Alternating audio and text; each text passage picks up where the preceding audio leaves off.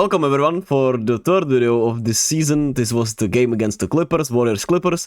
And let's get right into it, right? Steph, Vardell, my GOAT, Vardell, Stephen Curry, got hurt twice with an ankle tweak. And I already know Uncle Alchemy, one of the GOATs of YouTube, for me at least. One of my favorite YouTubers without a doubt.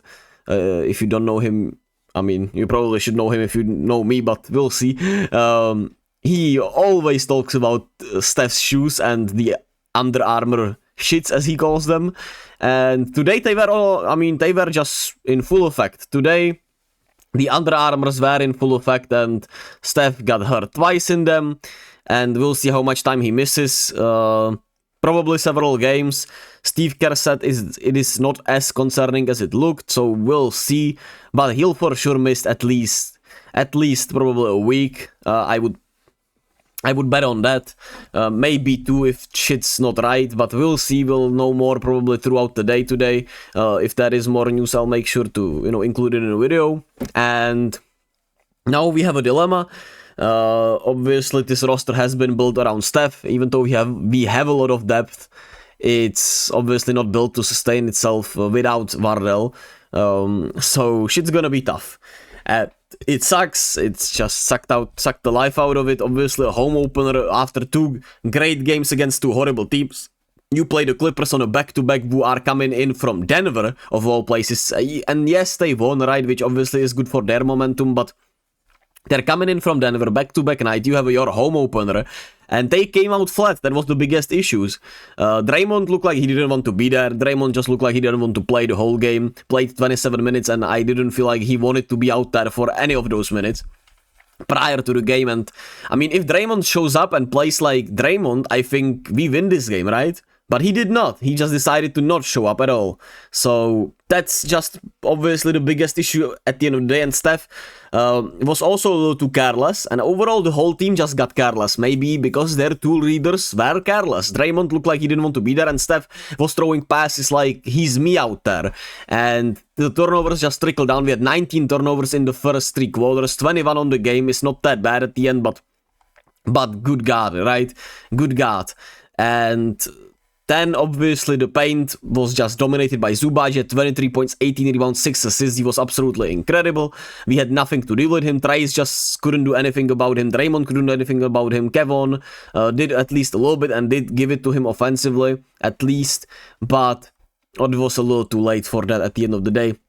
It felt like we were getting destroyed on the board, but probably the second chance points were where we got actually destroyed because, where are they? They scored 60 points in the paint to 38. Points of turnovers are 21-20. I don't know, man, but it felt like the Clippers just got better shots out of it all the time. And it felt like they shot better from the 3-point line also. They were just 10 of 32. But they hit the timely ones. They always hit the timely ones. And they created a lot of good looks. And they created a lot of turnovers, which obviously helps. Like I said, Steph was throwing it all around. Draymond was throwing it all around. Buddy Hield was throwing it all around. Just too many mistakes. And then obviously you have the issue with Kuminga's just not been right. Probably the contract on his mind. He's been taking bad 3-pointers. He's been, forcing them a little bit. 1 of 6 today. And while I thought he actually played a little better overall, he took some bad shots once again, and he needs to just be more of a driver. Try to be that post scorer more. He took some 3-pointers where they were closing in out on him. I think that's where he should drive. I think he just abandoned the drive a little too much today. And he's just been off. For whatever reason, Wiggins and Kuminga just can't play well at the same time, it feels like. But that's that's the bright side, right? Andrew Wiggins looks all the way back. Even though today he did not have rebounds and assists, he played with a really great effort and energy. Even though he had just 3 rebounds, he was fighting there and he was trying his damnedest. And offensively, 29 points, played really well, was aggressive. Wiggins looks better. That's obviously huge. He looks like himself before the first injury or the leave of absence that happened in the post-championship season, which was 2020, 2022-2023 season? That was the season? Yeah, it was that season, right?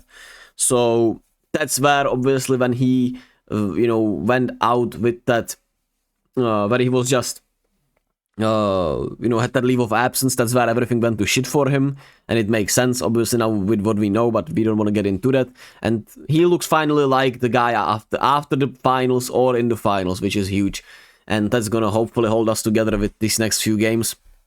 We play the Pelicans twice, who have not looked good, but without Steph it's gonna be tough. But they have not looked good, so you can win at least one of those probably. And I don't know what else is there then, but the problem is we play on the road, which is not great. There are a lot of games on the road, but maybe Steph can get healthy throughout these two Pelican games. And hey, maybe, we'll see. We just have to wait and see. But the turnovers were fucking awful. It was, like I said, a lot of it was effort, and some of it was just the Clippers' defense being incredible. Their defense is really good. They have a lot of scrappy defenders. They double team well. They, have really good timing. They have a lot of length and size. They play the passing lanes incredibly well. So many passes. Even though there were a lot of, like I said, passes that were just awful. Some of it was also the Clippers' length and size just bothering us really well. Chris Dunn had 4 steals. He was incredible defensively. You can't throw a bad pass around him. And yeah, there's that. I also do feel like Kuminga playing just 22 minutes. How is he supposed to actually figure it out if he's not gonna play more minutes? I love that we have, obviously, this depth, but the thing is, how is Kuminga supposed to figure it out if he's playing just 22 minutes, right? Yeah, Buddy Hield struggled. We knew he was not gonna shoot like that all the time, just bad game. But I still feel like he's playing with a lot of great energy and effort. So I can live with 3 of 14 being aggressive and all, especially with Steph being out. Podziemski, I mean, he's a good player, but I don't know what the Warriors saw with him being an all-star ceiling player. He offensively is just ways behind. And it's not looking pretty offensively at all. The 3-ball is not there, which is bad. I don't know, maybe this game could have used a little more Melton, even though he wasn't great defensively either. And I mean, Harden, Zubac, pick and roll just absolutely destroyed us. They were getting anything they wanted off of that. And our old turnovers just destroyed us. The size was also a little bit of an issue, but at the end of the day, the rebounding and 3-point shooting wasn't that bad. It's just that, the Clippers got easier shots, got to the line more, turned the ball over less. I mean, it was way closer than it, probably should have been at the end of the day because of a really solid fourth quarter effort by Wiggins, especially. But a really disappointing loss. Steph is hurt. Shit sucks. Be kind, as always. Love yourselves as much as possible and catch you all whenever next time.